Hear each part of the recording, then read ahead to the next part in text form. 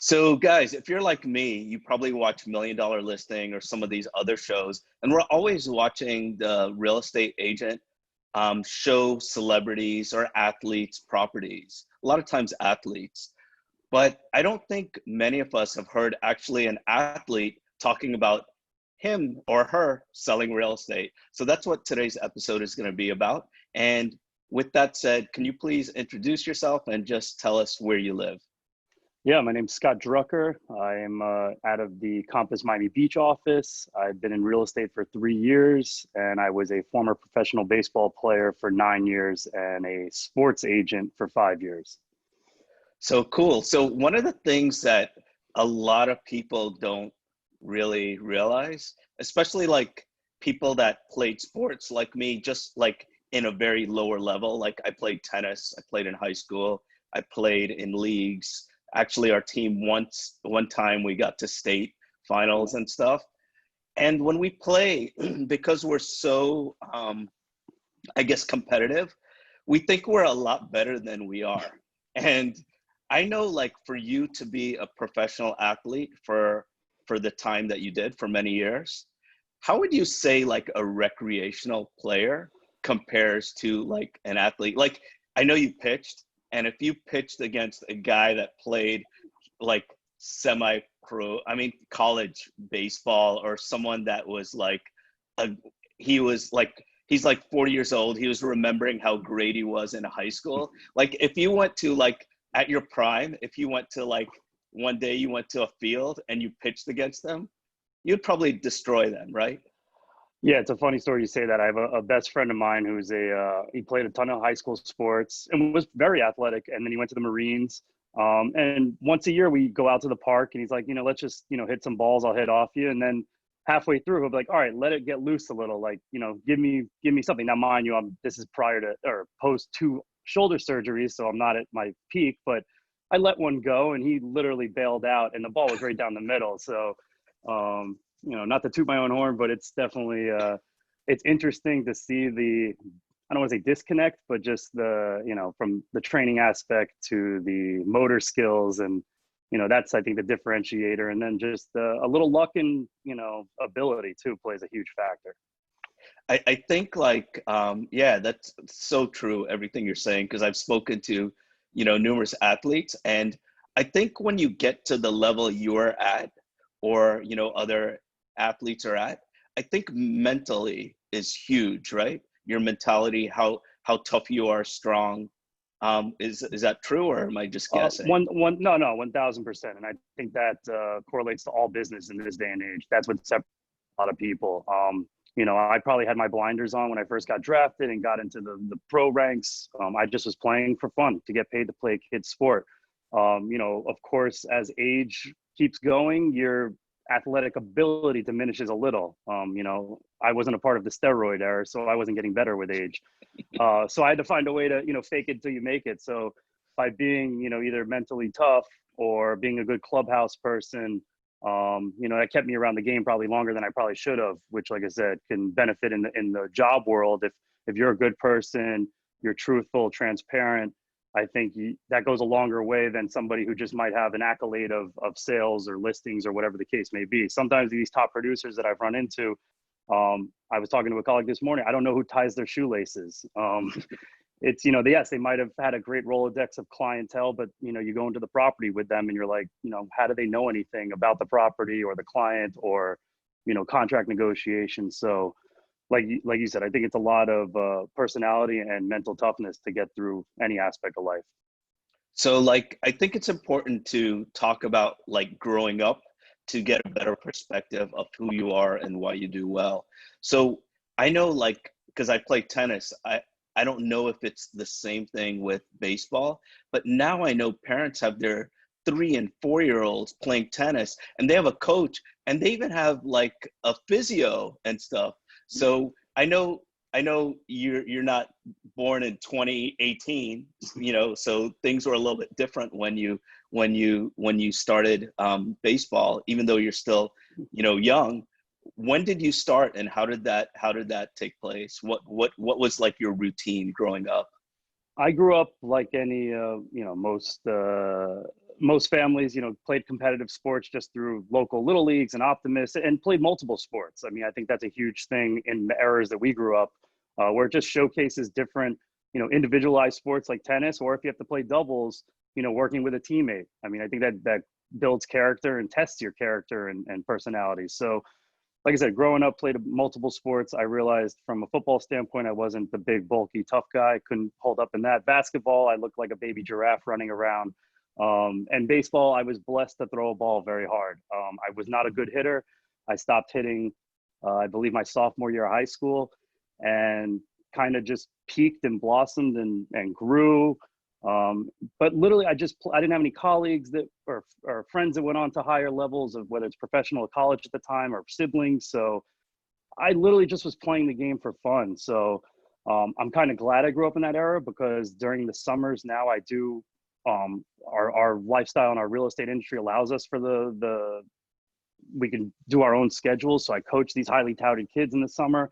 But as you mentioned, I mean, they have trainers, they have nutritionists, the parents are on top of them. They're committing to schools in ninth grade, which, I barely knew what outfit I wanted to wear, let alone what college I wanted to go to. So I probably would be just as guilty in this day and age, but I think it's just the information that's in front of them, that's a little overwhelming too. And also trying to keep up with all the Instagram flexing that they, said they're committed to a school or whatnot. So like I said, I just started from the normal ranks and moved my way up and got an offer from the University of Florida and signed to go there. And as green as I was to everything, my first day at campus was my first day at campus. I never took an official visit like most people. Like I said, that's how either naive or green I was. So it sounds like you blossomed late, like you were mentioning in baseball. I guess you just played with everyone and you were just better than everyone. Looking back, I mean, there's a lot of friends of mine that I think were probably physically better than me. But just like we talked earlier, the mental part, the will to want it a little more. I mean, and mind you, there's a lot of guys I played with that enjoyed the party life or the girlfriend life or whatever the case may be. And they chose that route at that time. Luckily, my parents were great supporters in my decisions and educated me about their, past and history. So they guided me, down the right path, and it all worked out. Like I said, I think it was just a mix of luck and the people that you surround yourself around. Yeah, and I think real estate is so different than sports, because you had mentioned like going to these expensive listings, and the agent you feel like doesn't really know much, and I guess that's common around the nation, because both of us have agent friends around the country, and I'm sure you hear it a lot as well at other places. But with that said, in sports, it's totally different. So tell me about that first day when you're playing minor league baseball, where everyone is good. How did that go? How was that? That's a wake up call. I mean, I was very humble and still in this day and age, completely respectful about other people that are better than me in the industry and always wanted to learn. So it was definitely interesting, because you just have such diversity around. You have the Dominican and the Latin American players that are doing anything just to make, dollars to get to the big leagues, from their third world countries to, the local high school, because in baseball you can get drafted out of high school or college. So you have a lot of youth kids coming out, which I could share a great story. There's an 18-year-old guy that got drafted out of high school. I invited him to the bar after a game, and he's like, I can't go. I'm like, why? He's like, I'm not of age. I'm like, oh, don't worry, I'll get you in the bar. I know the bartender. And then he said, no, but I also can't go because my parents told me I'm allergic to alcohol. So just, that was just, but going back to your original question, it's, it was a wake up call, but you also realize it's a job at that point, and, not wishing ill will upon the people next to you or the people above you that you're trying to get to that level. I think it's you control the controllables, and, hope for the best, but put yourself in the best position. Are you training properly?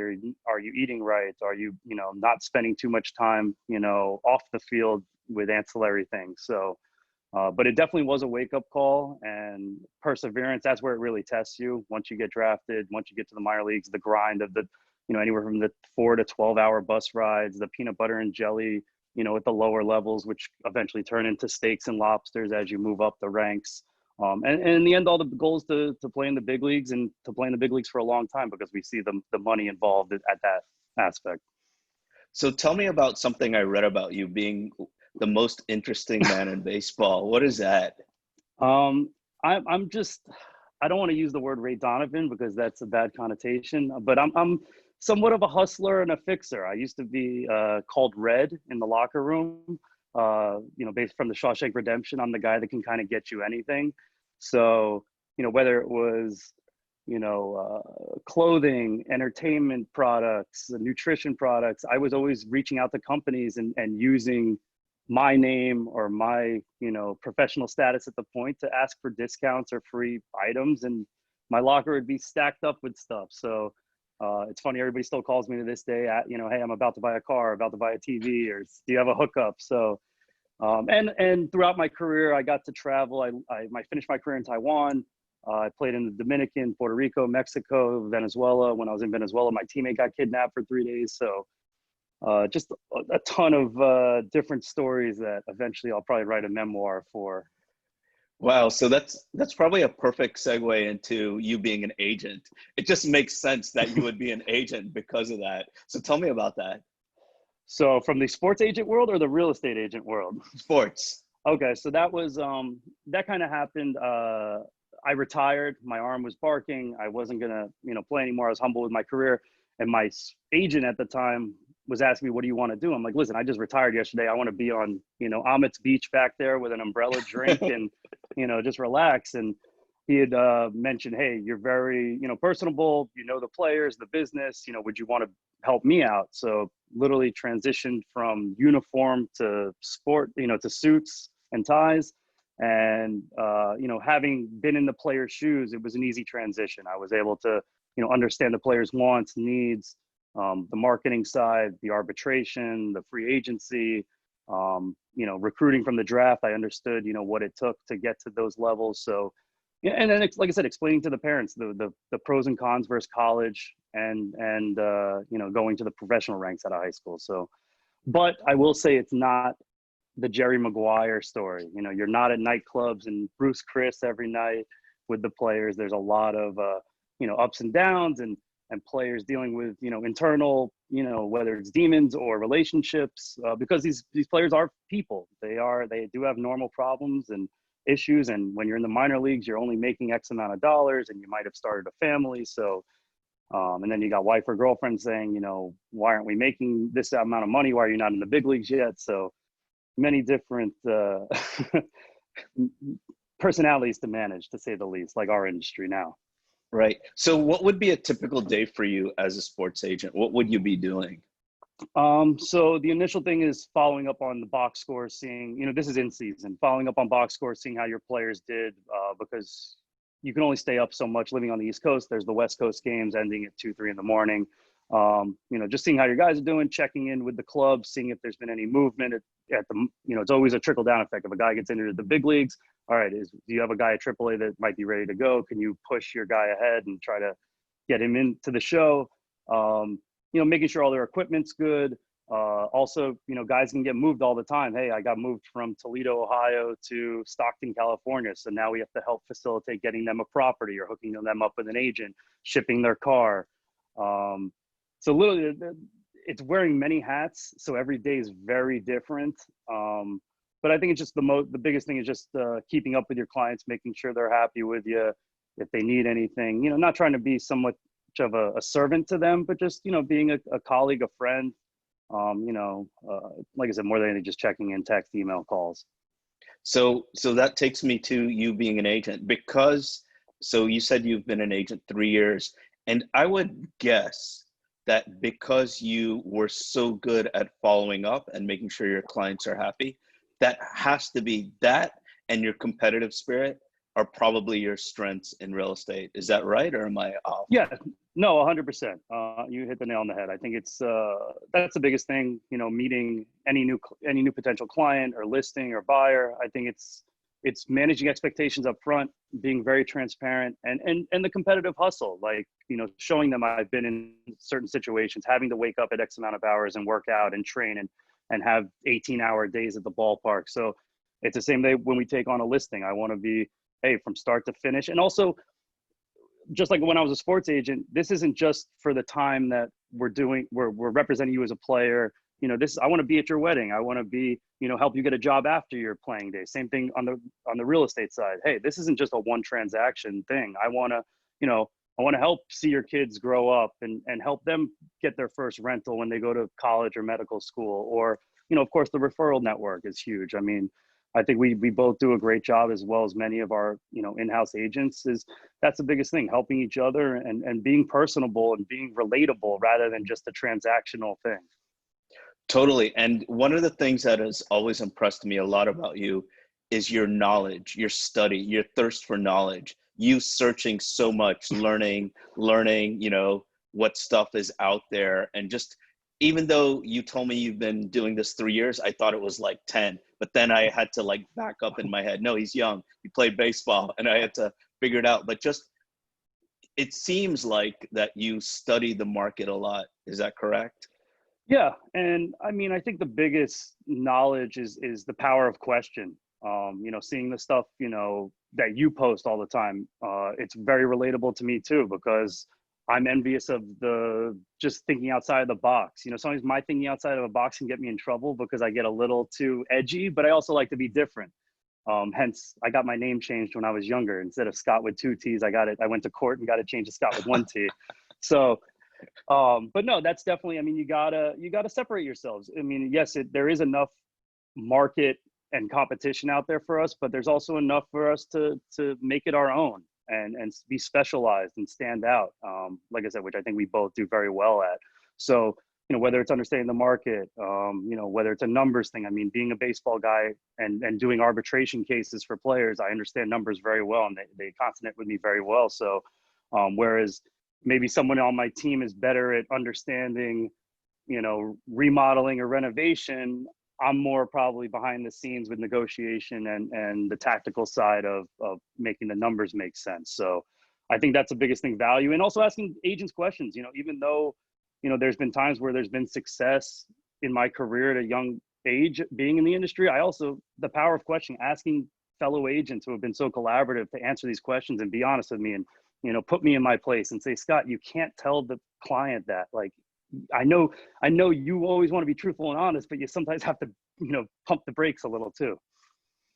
Yeah, so I've seen, that's all great advice, and especially to new agents and even agents that have been in the business forever. You know, I guess learning, trying to go outside your box, and just always not having an ego, it seems like. And so with that said, I know that you work in all different price points, and I know you deal with a lot of athletes, because I see one of the things that, you know, you were mentioning before, the hustle. I see you doing a ton of rentals, but then you'll have like a home with 10 or 18 bedrooms, or I can't even, I saw it, it was so big. I was like, oh, whoa, I can't remember all this. But so how do you do that? How do you like, so a lot of agents will ask this question: how do you get to work with celebrities and athletes? And so I know from other agents that do this, which I don't think most agents know, you take the good with the bad, right? And you probably take 90% bad and you do 10% good. So can you tell me more about the process and how you got all these customers and stuff, these clients? So of course, having played, there's a vetted, you know, experience there, which helps, and former teammates of mine. And like I said, with all my travels and playing, I have a Rolodex of clients, and especially South Florida. Hey, Druck, you know, I got this guy that lives here, wants to sell this. And, you know, I've actually been doing more referrals out, but I think eventually it will come all in-house, but which is fine. But I think it's a mix of just having had the experience, of course, which, you know, separates me in that sense. But we also do have a sports entertainment division within Compass that Kofi Narti heads up. He's based out of LA. There's a vetting process that they go through based on certain criteria, with people having either been in the industry, worked with certain sports entertainers. But in the end, though, when it comes down to it, I think, you know, athletes, entertainers, they're they're very similar to our normal clientele base. You know, sometimes there's some hurdles to get through because there's a lot of people in their entourage or posse or whatever you may want to call it that wants to be involved, whether it's business manager, financial advisor, agent, wife, girlfriend, second girlfriend, half joking, half serious. But so it's a mix of that, having the experience of playing, being in the sports entertainment division, and then just being visible. I think, you know, just having content that resonates to those people. It's not always just listing. It's similar things we all do, is, you know, new restaurants or new, you know, pop-up shop, or being within charitable work. You know, I do a ton of stuff with John Jay, who used to play with the University of Miami baseball. He's been on a ton of baseball teams in the big leagues. I help sponsor his bowling event. That's for the Boys and Girls Club. Little things like that I think, you know, make a difference too in the charitable world to deal with the sports entertainers.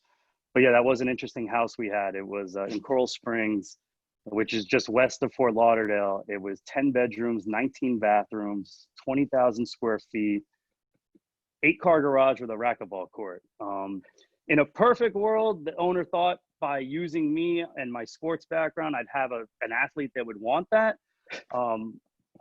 I was wishful for that, but it was just a monstrosity and it was a little dated, so it was a tough sell. Yeah, it sounds like more like Birdman, like the hip hop guy would right. be interested in that, like a hip hop person. But yeah, I mean, how many people would? I was gonna ask you that question: who would live in that house? But I guess we don't know, right? I would have taken your Birdman house. I mean, after watching your Birdman video, and I remember you telling me the size of the bedroom was almost 5,000 square feet. It's crazy.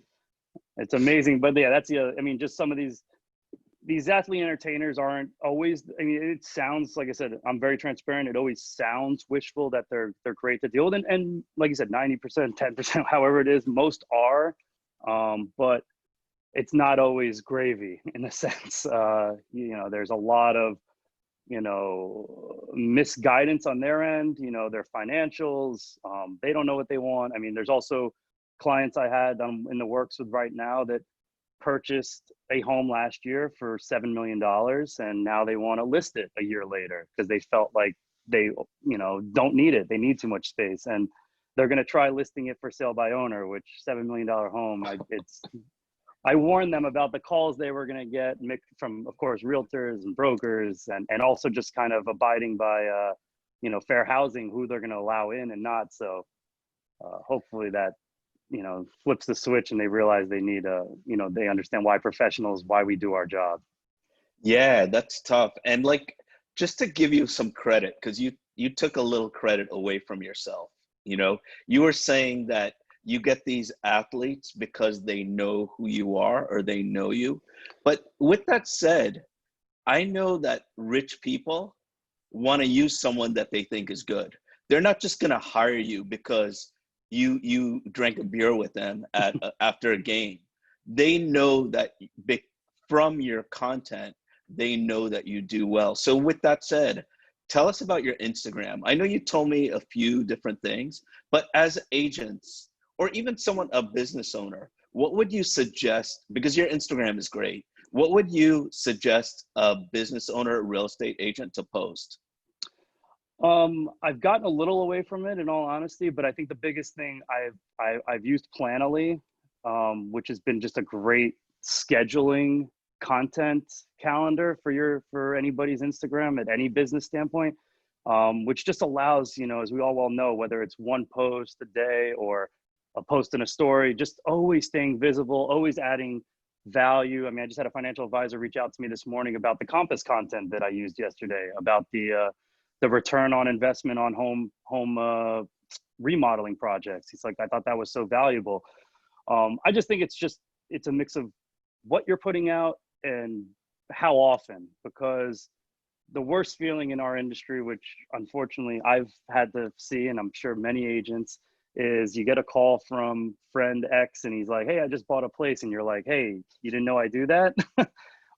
And like you said, vice versa. I do rentals. I have one of my closest friends who was a second rounder for the Houston Astros years ago. I played with. His cousin was going into medical school at University of Miami, less than $2,000 rental. I was happy to facilitate that. And that guy's been a huge, I mean, every one of his friends, you know, so to me, the rental thing's easy. It's quick. It's someone needs a place real quick. So going, you know, and that goes back to the original thing, friends saying, oh, I didn't realize you do first time home buyers, or just like, you know, your bio says from $90,000 condo to $20 million home, you know, we're going to take care of you either way and treat you the same, if not better, you know, because, you know, sometimes maybe the $1 million guy, he already knows it, so he doesn't need the hand holding, but the lesser person does, which, or vice versa. Sometimes people just have the money and buy, and, you know, they need hand holding. So I think you know, the Instagram, the LinkedIn, it's being visible, being relevant. I keep telling the same story. There was a wallet on Instagram, I forgot the name of it now, but it kept being in my feed. It kept being in my feed. And I was like, how am I going to get this out of my feed? Maybe if I purchase the item, you know, and I finally purchased the item because it was in my face so much. So I think it's the same thing, you know, being visible, being honest, giving, you know, adding value, but also doing it in a classy, respectful way, which I think a lot of our Compass content allows for. And then of course our own personal custom touches to it. Right. So like with the content that you do, and I know it varies from platform to platform, what would you say would be authentic personal content that's not business related that you post? And I know it varies for everyone. That's a great question. I think it's just a mix of the failures. I think I've seen you know, do that. And that's kind of opened my eye, like, hey, you know, you're being vulnerable to the public, but it's good. I think it resonates with people better. Hey, I didn't win this listing, or hey, I overpriced this listing and the third agent that got it, you know. But it's also walking a thin line too, because it's hard to tell somebody that their listing is worth X, but you're willing to take it for X times 2. So but I think the vulnerability is huge. I think that also what's going on in the world lately. Hey, what books are you reading? What shows are, you know, relatable? I think it's just always that engagement. I mean, we talk about it and it's so cliche, but I think that's where we really, you know, pick up followers that may not even have ever shook our hand or met us in person, but they're like, wow, this guy's, you know, it's not just high-end listings, cool pictures and videos. It's, hey, look what I'm reading, or hey, my dog's sick, God forbid, you know, please send a prayer out. You know, just stuff that, and that's the balance that I find hard, because I do have a personal page, I do have a business page. So it's finding a way not to, you know, double dip or overdo it. So, you know, it's kind of floating people back and forth to say, hey, listen, my page is not private, so you can check it out, but I'm not going to hit you with business on both pages nonstop. Do you remember what content you did that was most successful for you, just as far as an engagement? Ooh. Or one of them? Or what type of content? No, that's great. I would probably have to scroll through. I probably should have done this, but I know that's one was. You know, I never give the people the questions before they come on, especially you. I didn't know what questions I would give you. No, you've been great. And I was nervous too. I thought you were going to hit me with some of your great content that I was going to get caught off, you know, without my rubber soles on. I was going to get caught slipping. I think some of the ones were like where we were making fun of ourselves. I think me and my former business partner, there was a Compass anniversary where we were doing a Drake song or a dance. And it was some of the bloopers, I believe, or even the real footage might have been bloopers for us. But I think it was just the normality of us being human and dancing, or just some of our lifestyle shots. I mean, of course, we've noticed that anything where it sees our faces, not that, you know, most of it, you know, I have a face for radio, you know, I joke with my wife, but you're not the only one. Stuff of that sort, I think, is where you know, people can feel, rather than just such a salesy thing, it's, you know, we're involved, which I would love to do a little more video, but just you know, like I said, trying to follow the footsteps. It's just a mix of timing, dollars, you know, team wise, you know, but I think the videos are a huge thing nowadays. Yeah, it's worked pretty well for us. And it's funny, like with content and stuff, I'm sure you've heard of Gary Vee. Do you listen to Gary Vee ever? Yes. Oh, okay. So like, it was funny because, you know, as he's a big baseball card collector now too. He's kind of almost like affecting the market big time with the baseball cards, and that's a whole nother Yeah, conversation. totally. So, like growing up, I loved baseball. I knew all the teams in alphabetical order when I was, because I collected cards so much, and I'm a nerd. And so, because I listened to Gary Vee a lot, I've been collecting again, like probably the last 6 months. Ah, And my ROI, I guess, even with the Corona, has gone up probably 10x or 20x. And it's funny, like just like 2 or 3 weeks ago, I bought a Ken Griffey Jr. Upper Deck yep, PSA 10 for those yep. nerds that like cards. I bought it for $699. Yesterday, the same card sold for 1625. I have a close friend that that does the same thing. He never played sports, but just always been into sports. And I feel like I'm a middleman for him because these kids I coach during the summer, they end up getting drafted, whether it's out of that program at a high school or college. And now these players have actually moved fairly quick through the ranks. So I've been handing him all these names, and they've been, but he's also telling. I ran into him yesterday, and he said, with all this Michael Jordan stuff on TV right now, those prices are skyrocketing. He's like, I'm scooping up a ton of LeBron stuff while people are sleeping, Totally. So Yeah, his cards went up from like maybe 8 months ago from $1,000, and one sold for almost 7,000 recently. no, it's amazing that market that you're talking about, and what, the monopolies of it between the grading places, Beckett and PSA, and then like you said, the in and outs, and how, even with sports not even going on right now, how these, the influx of Yeah. dollars. Yeah, it's crazy stuff. And yeah, like you said, it could be manipulated for sure. So back to Gary Vee, the reason I brought him up, because we were talking about content, and and you were saying like the stuff that's just authentic is the thing that did well. So Gary Vee, major entrepreneur, just great content, probably the best I know. He was saying like how he spends so much time thinking about the content, and then his content that did the best, when I heard it, was one day he just took blueberries and flipped them over, and that did like the best. So it's so amazing. We overthink content so much. I'm not saying you, but just in general, I know I do. I do. And I'm guilty. I do it every morning. and the funny thing is like what our team forgets sometimes, Jade and Will on the team, we forget sometimes, is to go back to our content that really killed it, that did well, and just repost it again. Because if it did really well, and if we repurpose it on LinkedIn or Facebook or Instagram, or even if it was on Instagram and we do it on Instagram again, we'll probably get probably even more of a reaction today, because more people are on their computers. So my last question for you, second to last, because the last one is how people are going to find you. But so my last real question for Oh, now you you give me the question ahead of time. is, so I know you do well. You have amazing clients. You've only been doing this 3 years. Besides everything that you've told me already, what could you teach another agent that's listening to this? What would you say would be like a best practice that probably took you from an average or an okay agent to the agent you are today? Uh, I think it's a mix of like, do what you enjoy. Like, make sure you enjoy this. Yes, it could be very lucrative, at certain times of the world, but make sure you do it and enjoy it, or hyper focus on certain things. There's a couple colleagues in our beach office that are great at downtown Miami buildings and Brickell, and to me, it's like, I want to, even if I get the listing, I almost want to hand it off to them because they're just so good at it. And that's the old story too. Work harder, not smarter.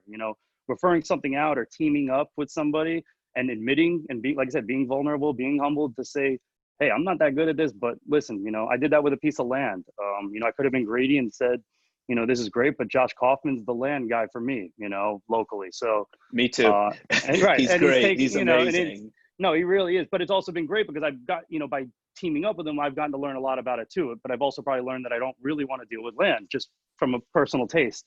So I think that's a big thing. Just a mix of doing what you enjoy. Go, if you like condos, if you like architecture, if you like, certain renovations or remodels, like go challenge yourself and go look at these homes and go to open houses and study and, you know, in that sense, always be reading. But also I think it's a mix of finding a mentor within an office, or a colleague, or in a region, whatever the case may be. And it could be multiple ones. You know, I've always found great inspiration from Jordan Kramer, who just left us to go to LA.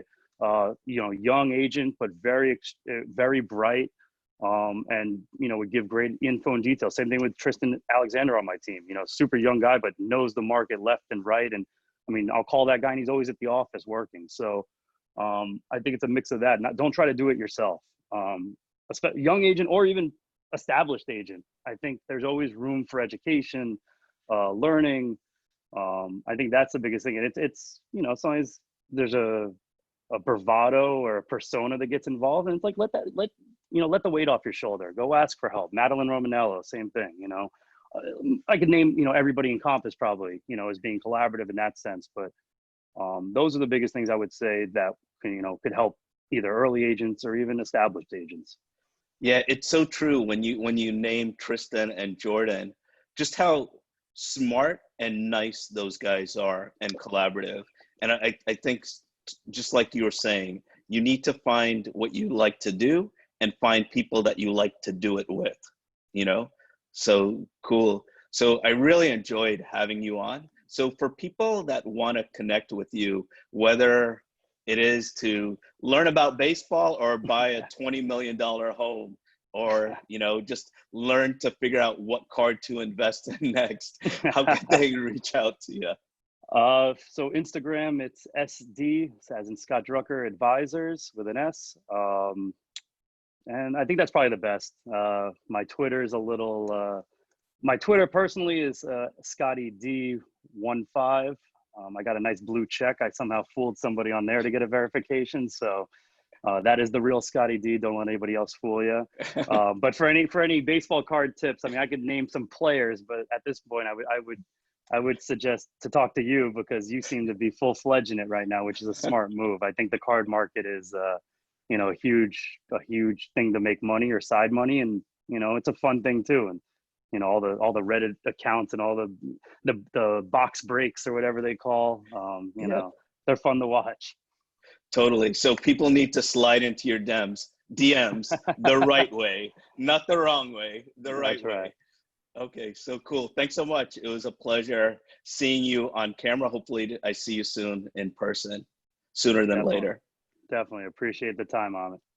Take care. Thanks. Thanks. Bye.